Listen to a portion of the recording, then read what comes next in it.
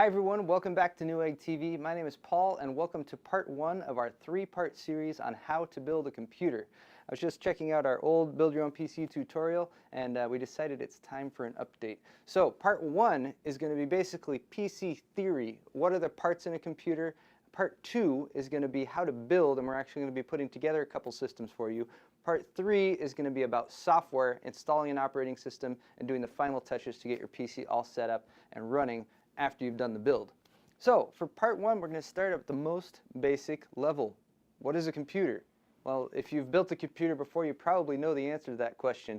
And I'll be honest, if you have built a computer before, there might not be a whole lot for you to learn in this video. But if you have friends who ask you how to build or how to fix or you need any help, give this video to them. Hopefully this will be helpful. If you haven't built a computer before, well, a computer's right here. Chances are you're probably using one right now to watch this video anyway. But for the purposes of this video, we have the computer case itself, we have monitors, and we have a couple of human interface devices here, mouse and a keyboard. You can also have printers and that sort of thing. And since peripherals like the monitor, the mouse, and the keyboard don't necessarily really affect the performance of the computer, what we're going to focus on for these videos is just the computer itself, the case and the components that are inside. Now, a computer system as a whole might seem complex and intimidating to a lot of folks, so I've come over here to this light switch to show at the most basic level how a computer works. And that's like this: off and on. Now, computers operate on electricity, and electricity, just like our light switch over in the corner there, can only have 2 states, on or off. That's a pretty basic set of information. But what people have done is they've built a language on top of that. The language is called binary. It is solely zeros and ones, and those zeros and ones simply correspond to an electrical signal being on or off. A 0 or a 1 is referred to a bit of data, and a group of 8 of those is referred to a byte of data. And you're probably familiar with terms like megabyte, gigabyte, terabyte, especially if you've worked with computers at all. But apart from that, all sorts of other languages have been built on top of that, eventually up to the level where you get to operating systems and the actual interface that you see here that lets us do all of the fantastic things that we can do with computers. A lot of complex stuff in between there, but at the most fundamental level, all you're really dealing with is an electrical signal being on or off, and a computer inside there, or a processor I should actually say, that does addition, subtraction, and multiplication. Now that we've mentioned that, let's actually get into the computer case itself and go over all the different components. So here is our list of the 8 essential computer parts that are necessary for any computer build. We're going to go over these one at a time and just give a brief explanation of what each one is and what it does. First on the list is the computer case, and this is probably the most accessible for anyone who's never built one before. Obviously, a computer needs a case to put all the parts in to keep them protected, and here's an example of one right here. A case not only protects the components that are inside, but it also provides adequate ventilation because computer parts tend to get hot. Heat is the enemy of computer parts, and you want to make sure that you have lots of airflow. And generally with a case, the air enters from the front part right here, flows through and up and exhausts in the back. This is known as a tower style case. There's other versions available, but for our purposes, since these are the most prevalent, this is what we're going to be showing you folks today. Next up on the list is the power supply, and here you can see in our already constructed computer the power supply residing right down there at the bottom. Sometimes they can be mounted at the top as well, again depends on the case. But the power supply's job is to take your standard AC current coming from your wall and basically convert that into usable power for all the different components in the case. I've started off with the case and the power supply in this list for one reason in particular, and that is that the case and the power supply, generally speaking, won't really affect the performance or speed of your computer. In fact, you can remove most of the other components from this case and the power supply. You can put them into a different case with a different power supply, and your performance would not change at all. Next up on our list is the motherboard, and the motherboard really performs the essential job of tying all the other parts in the computer together. In our pre-built computer over here, the motherboard's installed there at the back, but actually all the other parts that are plugged in are mostly blocking it. But essentially a motherboard will have a socket for your processor that you plug in right there. It will have these long slots where you plug in your memory. It has a couple power plugs where you plug in the power from your power supply. And then it's got some add-on slots down here where you plug in a video card, maybe some additional add-on cards like a TV tuner. Down here at the bottom, you have plugs that you route cables to the front of your case to operate things like the on-off switch. And then finally at the back are these ports which are exposed at the back of the computer, which allows you to plug in your mouse and keyboard as well as your sound, your network, and anything else that goes into those input-outputs on the back. The fourth item here on our list of parts is the CPU, also known as the Central Processing Unit. And it resides right here underneath the processor's heatsink fan. The heatsink fan is very necessary because in doing the addition, subtraction, and multiplication that the processor does, it gets very hot, and you got to make sure that you vent the heat off of it. There are two main companies that manufacture desktop processors, AMD right here and Intel right there. I'm going to leave it at that. If you want to go ahead and research, there's lots of information on the internet comparing and contrasting the two. They have lots of different processors to choose from. We'll get back to that when we go over choosing the parts. But there is a fundamental difference between these CPUs themselves in that Intel, for the past few years, has been using a socket that they call LGA. And if you can see the bottom of that, but these have gold contacts and not pins. Now, I'll show you guys real quick our AMD processor right here. And AMD is using a more standard method for processors that's been around for a while, and that is that they have the pins on the processor themselves. When you're handling processors, be very careful because they are delicate and they are the most expensive part of the computer usually, unless you have a really high-end video card. For the sockets themselves, let me set this down real quick. For AMD, as you can see, the socket that the processor drops into has a lot of little holes that those pins slot into. And for Intel, as we can see with our LGA socket right here, you can see all those little pins are on the motherboard itself. In either case, you always want to be really, really careful that you never bend any of those little pins, because one bent pin will mean your computer won't work. But as long as you take the proper precautions and you're careful when you're doing your installation, you should not have any problems. Before we move on to our next part, there's one last thing. This is the second thing that you get in the box along with your CPU. That is a heatsink fan. The one that comes in the retail box for either AMD or Intel processors is known as a stock heatsink fan, and you can use that. It works just fine. It's got a contact there on the bottom. It cinches down on top of this little heat spreader on the CPU, and just like you can see in our case right up there, you get a nice good contact and it disperses the heat. Now, one thing that a lot of people like to do, especially people who build their own computers, is they overclock, and that makes the processor get a lot hotter. If you're overclocking, you might consider purchasing an aftermarket heatsink fan. Here's a good example of one here. This is something that you purchase in addition to the retail box processor. Basically, you use this instead of the stock one that comes with the processor, and generally speaking, an aftermarket heatsink fan will give better cooling performance, and oftentimes they can be quieter as well. Next up on our list of components is memory, and you can see 3 sticks of memory installed to the motherboard right there on our pre-built system. Memory, in its most basic form, looks something like this. This is known as a DIMM. Memory is also known as RAM, Random Access Memory. Once plugged in, the function of memory is basically to allow a repository where data can be stored that needs to be accessed very, very quickly. When you load up a new program on your computer and you have to wait for a few seconds for the program to start up and appear on screen, what's that doing is it's loading a bunch of information onto the memory so it can quickly grab that, display it on the screen for you. This is a simple stick of memory, and you can see the actual little modules right there on the stick. There is also memory such as this one right here that has a heat spreader on it, and that's simply to help disperse the heat because these little memory modules do tend to heat up a bit.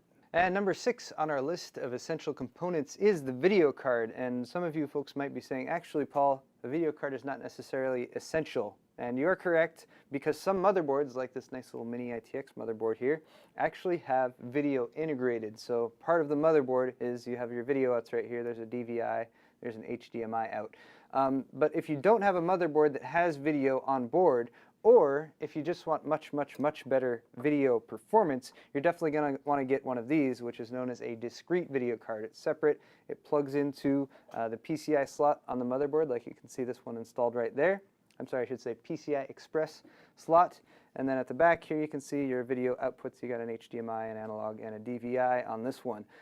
That matches up with the back of your case, so you can plug in your monitor to that and output a video signal to your monitor from your video card. So 2 options for that. You can purchase a motherboard with the video integrated, or you can purchase a motherboard with the correct PCI Express slot and purchase an add-on discrete video card like that one. The next item on our list is storage, and actually a couple of years ago I would have just called this category hard drives, but there's a new development called SSDs. That's another option for folks who need storage. But in any case, you need storage on your computer. The memory that we referenced is temporary. Stuff that's loaded onto there is only there as long as your computer is on, and then it's flushed out. Hard drives, on the other hand, are permanent storage, so stuff that you load on here will stay there even if your computer's off. This is a mechanical hard drive. There's spinning platters inside, a little read head that will go over and read the data off of it. This is a 3.5-inch drive as well. But if you have a computer right now, chances are you have a mechanical hard drive in there. The second option here for storage is SSDs. SSDs use NAND flash memory. There are no moving parts inside. They're very, very fast, but since the technology is newer, they're generally a bit more expensive, especially price per gigabyte wise, than their bigger and more old school mechanical hard drive siblings. And the last item on our list of essential PC components is the optical drive. This right here is a DVD burner. You can also get Blu-ray readers and writers these days as well. But basically this will allow you to take CDs, DVDs, Blu-rays if you have a Blu-ray reader and read them, write to them if it is a burner.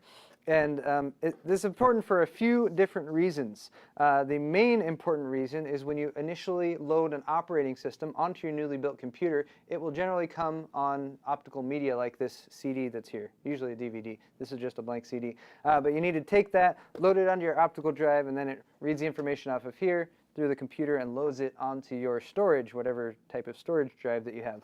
Also, after you've got your operating system loaded up, you can use this to play back CDs, DVDs, Blu-rays, especially if you connect your computer to, for instance, a large screen television, you can use it as a media player. So now that we've gone over all of the parts for a computer, we're going to get back to the main topic of this video, which is how to build a computer. The first step in building a computer is choosing your components, and in my opinion that's actually one of the most fun parts of building a new computer. So we're going to go back down the list, and for each component I'm going to give a few tips to help you choose the best components for your needs. Starting off with the computer case here. This is the Corsair Obsidian 650D, and this is the case that we have chosen for one of our two builds for the Part 2 video.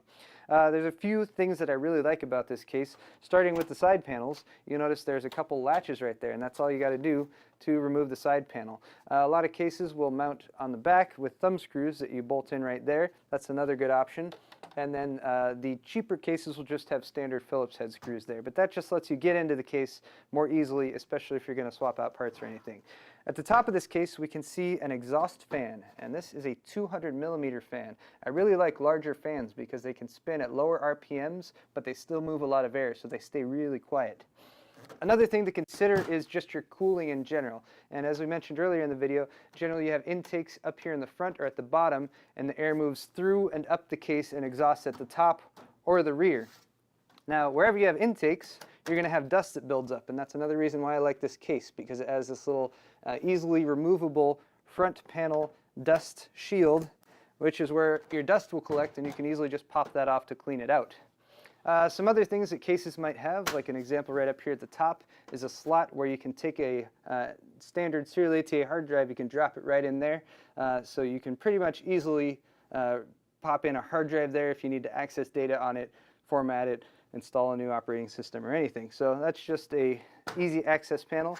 Apart from that, you will want to pay attention to what your case looks like. It is a bit of a statement for a lot of folks. If you're putting some really high-end components, you might want to consider a case with a clear acrylic side panel like there so people can look in and see all of your hard work that you've done in assembling your computer. Another great feature of cases is a painted interior. You'll notice some cases have painted interiors, usually the nicer ones. Also, they might have this big cutout here. That is for the back of your motherboard tray, because the aftermarket CPU coolers, like the ones I showed you earlier, oftentimes you have to get at the back of your motherboard tray. If it's mounted to this and there's no cutout, you can't get there, and you actually have to remove your motherboard completely if you want to swap out your cooler. It also has some routing holes like all these right here that you can feed your cables through to keep all your cable management nice and tight, which helps the airflow through. And then finally, up here at the front, we have toolless drive bays. So this is, for example, for 3.5-inch drives like the mechanical hard drive. It snaps on like that, and then you can simply insert it into the slot. It snaps in place. You don't need to bolt or unbolt anything. Finally, they have a similar system up here for your optical drives. It's got a latching system. You slot the drive in the front of the case, pop that down, and it's held in place without the need for any bolts or screws or anything like that. Next up, moving on to the power supply category, and we have a couple power supplies for examples here to show you. A few things to take into consideration when you're looking at power supplies. One is wattage, and generally speaking, you might consider that the more the wattage, the better. That's not always the case. You really want to investigate your power supply, check out some reviews online to make sure that they're using quality internals inside the power supply. If you have a pre-built computer from anywhere else and you look inside, chances are that is the one place that they have skimped the most. You'll probably have a very generic power supply in there, and this is the device that's responsible for taking your unruly AC power, transmitting it into nice, safe, usable power for all the delicate components in your computer. So definitely something that you want to invest a little bit of time researching. A few other things with power supplies that are useful to have. 80 Plus is a not-for-profit organization that has a standards for efficiency. I should flip this over. I don't know if you guys can see, but this one has a little 80 Plus certification logo on there. It just means that the power supply is going to be more efficient, and this will save you on your power bill overall. Also, you might consider getting a modular power supply. This is an example of a non-modular power supply. You can see all of the cables are attached and they're all grouped up in this little bundle right here. What is helpful for computer building in general is a modular power supply like this one here. You'll notice just the couple essential motherboard cables come pre-attached, and then any other cables or components that you have, you can basically pick and choose which ones you need, and you plug them into the modular plugs just like that. So this really helps keep stuff inside your case a lot more managed as far as cables goes. It helps you keep from having a nice bundle of unused cables there that blocks your airflow, and it just keeps your computer looking nicer overall once you get the build all put together. Now next I'm going to talk about the CPU, motherboard, and memory, and I generally refer to these as the core components of the build. This is really the heart of your PC, and generally this is what I start with when I'm parting out a new build. You will first want to determine what processor you want to get. Make the very difficult choice between an Intel or an AMD processor. There's lots of information out there on the internet, so I won't go too far into that, but there are pluses and minuses to going with either one. From there, you'll want to go on to choosing a motherboard. Make sure you get the same socket for the motherboard that you get for the CPU. So for instance, this is an LGA 1155 processor from Intel. I want to make sure I get an LGA 1155 socket motherboard. Beyond that, I want to make sure I get a chipset that's compatible, and I also want to make sure that the motherboard has the features that I want. For AMD, it's the same sort of thing. You want to make sure you get a socket that is compatible with the processor. AMD's recent processors are very flexible with the socket that you get. So there's AM2, AM2 Plus, AM3, and the forthcoming AM3 Plus. So again, you can reference the compatibility charts to make sure you're getting compatible parts. Beyond that, you'll want to go ahead and choose your memory. Memory is pretty inexpensive these days, fortunately enough. Make sure you get a 2-pack of memory if you have dual channel memory, and if you're going with something like an X58 motherboard that has triple channel memory, you'll want to get a 3-pack of memory so you can take advantage of that. It makes the memory operate much, much faster. Beyond that, the motherboard has a lot of other components built in that you might want to consider. For example, your serial ATA ports. If you're planning to get an SSD or something faster, you want to make sure you have serial ATA revision 2 at least, preferably serial ATA revision 3, which is 6 gigabits per second transfer rate maximum, and that will make sure that you're forward compatible with the new storage that's coming out. Beyond that, if you have, for instance, a legacy device that has an IDE, maybe you want to use an old optical drive or hard drive, you want to make sure that it has an IDE connector for that drive as opposed to serial ATA. You want to make sure that the motherboard looks nice, especially that if you have a case with a side panel window so people can look through and see that your computer is all color coordinated. That's obviously not necessary, but it's up to individual preference. And then finally, you want to make sure that for instance, you have front panel connectors. These are, for instance, USB headers. So if your case has front USB ports, you want to make sure you got headers on the motherboard so you can route that cable there, make use of those ports. Beyond that, memory, processor, motherboard, get those all at once and make sure that they're all compatible. If you're not sure, check out our Egg Expert forums. You can throw up your parts that you've chosen for your build, and you can find out whether or not those are all compatible with each other and maybe get some suggestions. One last thing to mention is the PCI slot. That's these slots right here. They are PCI Express slots. Generally, you'll have at least one at the top that is a 16-speed PCI slot. Make sure you have at least that because that's where your video card slots in, and you want to make sure that you have the maximum amount of bandwidth available for the video card. Next up is our video cards, and this really varies a lot on your intended use for your computer. If you don't do much gaming, it's perfectly acceptable to get a motherboard with integrated video. That will work for most video playback, especially the newer integrated video can even do 1080p video playback, so you can even watch your movies and everything. However, if you are a gamer, and I know a lot of you folks are out there, you're going to want to get a discrete video card. Now, video cards are somewhat interesting. We have two primary GPU manufacturers. That's the actually graphics processing unit that you can't really see, but it's right underneath there. There's NVIDIA and there's AMD. AMD used to be ATI. They were purchased by AMD, so now it is just NVIDIA and AMD. NVIDIA cards and AMD cards each have a sort of a unique feature set. Both companies produce produce GPUs. They're very comparable to each other. Again, this is an area where there are just a ton of products out there, a really wide range of items to choose from. So do some research, check forums, post some information and ask for feedback, and you can get a lot of recommendations for which graphics card you can go with. This, for example, is an AMD-based video card. It is actually manufactured by Gigabyte, or I should say assembled by Gigabyte. The GPU is by AMD. This is a video card that is assembled by ASUS, and the GPU is made by NVIDIA. Generally speaking, you'll just want to make sure that you get a graphics card that is within your price range. Make sure, for example, that you don't cheap out on your CPU and then get a really, really high-end video card, because you might end up bottlenecking and you won't be able to get the performance out of that video card that you want. Generally speaking, video cards will be about $150 range. There's another bracket in about the $200 to $250 range.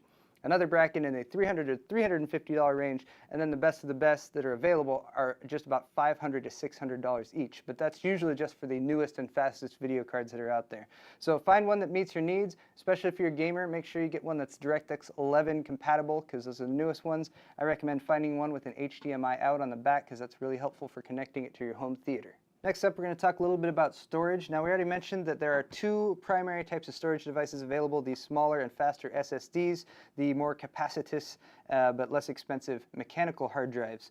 It's a bit of a tough choice to make between the two. Remember, you can always add something in the future. So if you don't have the cash right now to go with an SSD, you can get a mechanical hard drive and then upgrade to an SSD in the future. That's the beauty of building your own computer, is you can add stuff on. In my personal opinion, the best setup you can get right now is an SSD for your boot drive. That's where you load your operating system, and make sure you get one that's at least 80 gigs, more likely 100 to 200 gigs, but again, they can be expensive. A mechanical hard drive you can then use for all of your data storage. So you store all your data on here. If your operating system gets corrupted or virus or something, you can wipe this SSD, reinstall your operating system, still have all your data on the other drive, and then you'll have a fresh new operating system that will be just like the day you first built your computer and installed it. If you don't have the cash for an SSD right now, mechanical drives are still perfectly viable. You can get 1 terabyte, 2 terabyte, 3 terabyte drives right now, load your operating system on that and be just fine. There's other options such as partitioning the drives and that sort of thing, but that's a little bit more complex. So for right now, those are the two options that are available. You can pretty much check the pricing and availability of these types of drives and choose which one will best suit your needs. Next up, we're going to move right along and talk about optical drives. Optical drives are fairly easy at this point because really it's just a matter of what features you want. At the most basic level, you can get a DVD burner. They're very inexpensive, and I recommend at least getting that. A DVD burner will allow you to read CDs, read DVDs, also burn DVDs if you want to do backup or create video discs or anything like that. If you do want to use your computer for multimedia, it's very nice to get a Blu-ray drive, and actually our second build that we'll be doing in part 2 has a Blu-ray drive installed in it, so we'll show you how that works out. But basically check the pricing. If you want the Blu-ray, go with it now. Again, you can get a really inexpensive DVD burner for now and then upgrade in the future if you so desire. But that is, again, the benefit of building your own computer. That is going to wrap it up for part 1 of our How to Build a Computer video series. Stay tuned for part 2. We'll be posting it as soon as we can. Thanks a lot for watching today's video, everyone, and we'll see you next time on Newegg TV.